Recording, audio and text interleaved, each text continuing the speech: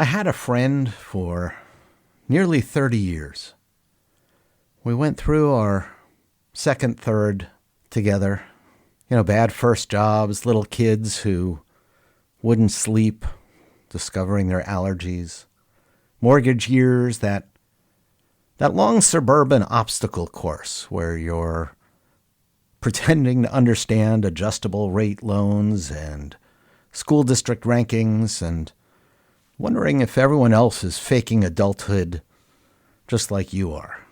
We were the kind of friends who didn't need to explain the backstory because we were the backstory.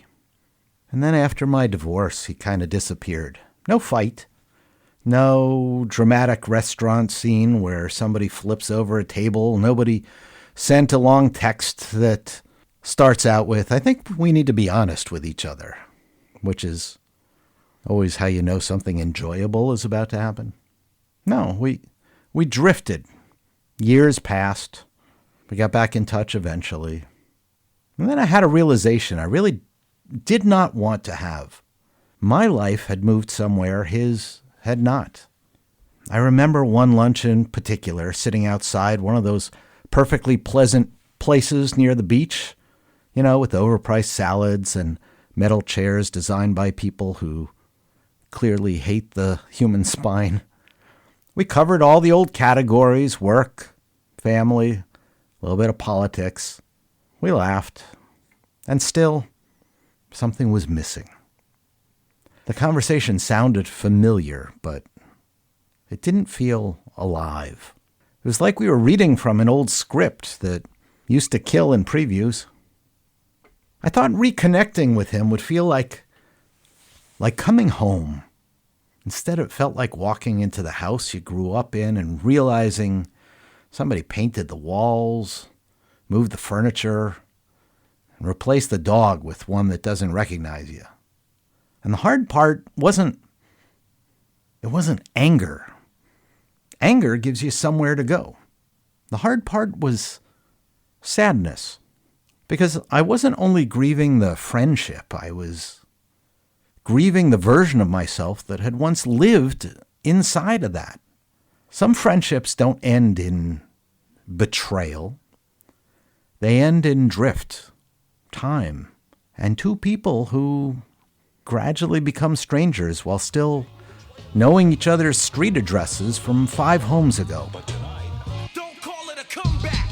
I've been here for years. I'm still standing better than I ever did. It's my life. Don't need to fight to prove I'm right. Hi, I'm Steve Gershik, and this is your Third. This show is for those of us who've done the responsible things, built the life, raised the kids, handled the obligations, and then looked up one day and thought, okay, now what?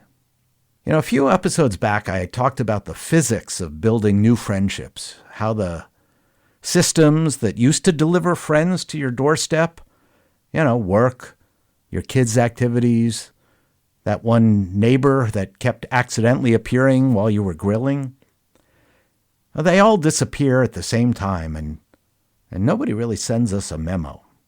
Today I want to talk about the other side, the friendships that stop fitting.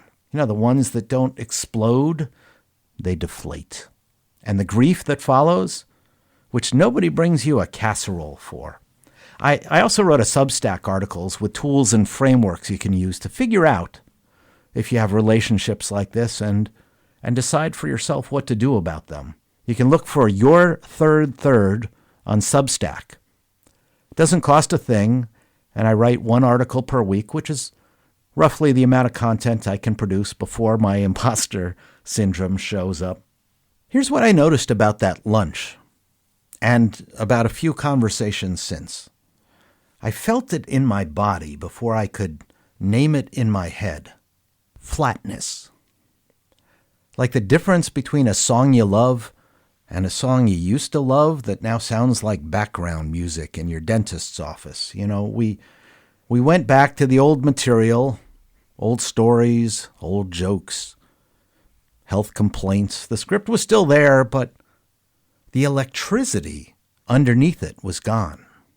And I caught myself doing something strange. I was editing who I was, shrinking a little, pulling in the newer parts of me, that parts that had grown since the divorce, since Naomi came into my life, since the men's work that I've been doing, since I started doing more introspective work that eventually led to this podcast, trying to stay inside the lines of an older version of Steve that had once made the friendship work.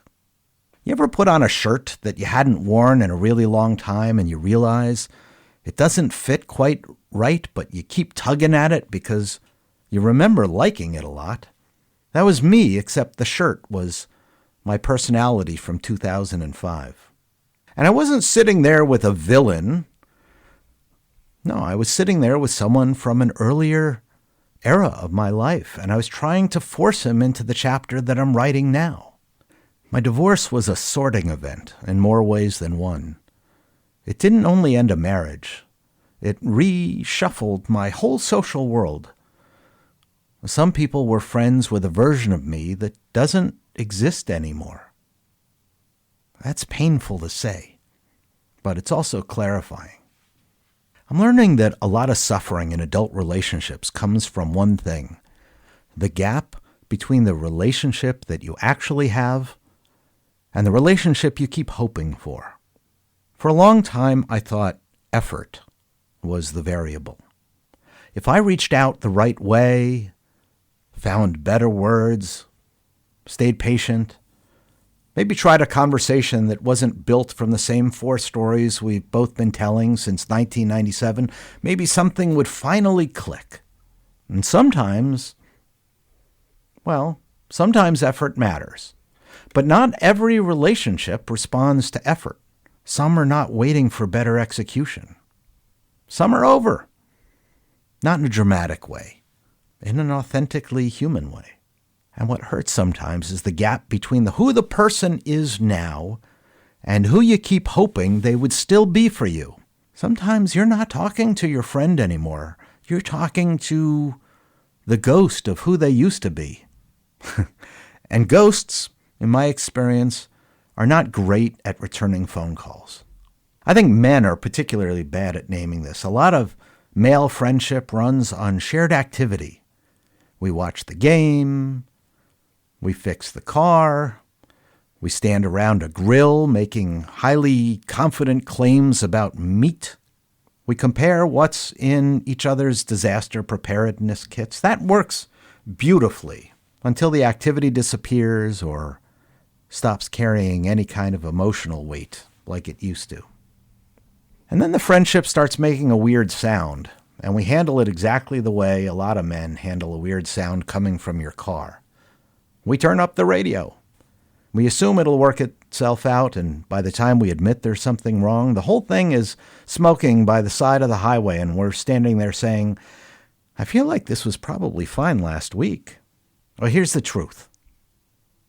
A friendship can matter deeply and still stop fitting your life. We confuse longevity with depth, but time served is not the same as present-day intimacy. You can love what a friendship gave you and still stop asking it to keep giving. So I want to talk about something that I'm still learning as I approach my third of life, and that's acceptance. Acceptance is a word that gets thrown around in self-help circles the same way that synergy gets thrown around in business conference rooms. Everybody says it. Very few people mean the same thing. Acceptance is not approval. It's not pretending everything is fine. It is definitely not sitting on a meditation cushion whispering, every relationship is a teacher, while your stomach is tied in knots. I've tried that. The cushion was unconvinced. Acceptance is the moment you stop trying to negotiate with what is. And here's what I'm realizing after talking with other people entering their third who are grappling with the same transitions as I'm talking about. Acceptance is firing yourself from a job you were never hired for. You know, general manager of other people's expectations. A lot of us, and men over 50 are repeat offenders about this, we're exhausted from running an unpaid, badly managed department of relationship repair. We're out here doing quarterly reviews on friendships that did not know that they had a supervisor. What if the work isn't failing because I'm doing it badly? What if this work is no longer mine to do? Now, acceptance is not giving up on love. It's giving up on control dressed up as love. All right, what do we actually do about this? Because I promised myself when I started this podcast that I wouldn't become the guy who describes a problem, maybe describes a problem poetically, and then wanders off into the mist without handing anybody a flashlight. So let's get a little bit practical. Think of one relationship in your life that you keep wishing was different. Not the most toxic person you know, not the neighbor with the barking dog. A real relationship, one with history, one with a gap between what it is and what you keep wanting it to be. And maybe ask yourself these 4 questions. First, what do I keep wishing were different? Get specific. Not, I wish we were closer. What does closer actually mean? That they call more? That they ask you a real question? Notice who you've become instead of talking to the version of you that they met 20 years ago? Second, how long have I been carrying that wish about the relationship? There's a big difference between a few months and since Obama's first term. If the answer is years, well, that's data. Third, what is it costing me? Energy, rumination, resentment? Hope that's gone stale, but you keep it in the fridge anyway because throwing it out feels too final. Some relationships don't break your heart once. They charge it monthly like a Netflix subscription. Fourth, if I accepted this relationship as it actually is, what would I do differently? That question can change a lot because once you stop waiting for the relationship to become something else, you get your energy back. And in your third, energy is a very serious asset. Now, when you get clear on what the relationship actually is, you usually have 3 options. RRR. The relationship options. Okay, here are the 3 R's. 1, release. Let the relationship become memory. Let it have been beautiful. Let it have mattered. Let it be over. This doesn't require a dramatic phone call where you read from a prepared statement like you're announcing a merger. Release is the moment you stop initiating and stop performing closeness. The second R, reduce. Keep some warmth, but lower the expectation. Maybe this becomes an occasional text friendship. Some people move out of your inner circle and into the glad we had those years category. That isn't a demotion. It just describes it accurately. And the third R, restructure. Stop asking the relationship to do a job it can't do. Maybe this person is still great for talking about a crummy old boss or that legendary road trip disaster involving a wrong turn, a medical situation, and a motel that should have been condemned by several different agencies. But they're no longer who you call when your soul is aching for large talk. That's just honest. Not every relationship needs a dramatic ending. Some need a quieter reclassification. I don't think every friendship is meant to follow us into every era of our life. Some helped build us for a season. Some carried us through a difficult era. Some held a version of us we needed at the time. Letting that be true is not failure, it's adulthood. At this age, time and energy are not infinite. Every hour spent arguing with reality inside your own head is an hour you don't get back.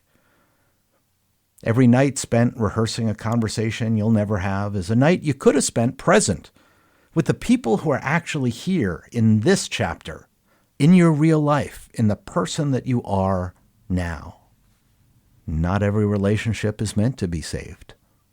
Some are meant to be honored. Some are meant to be grieved.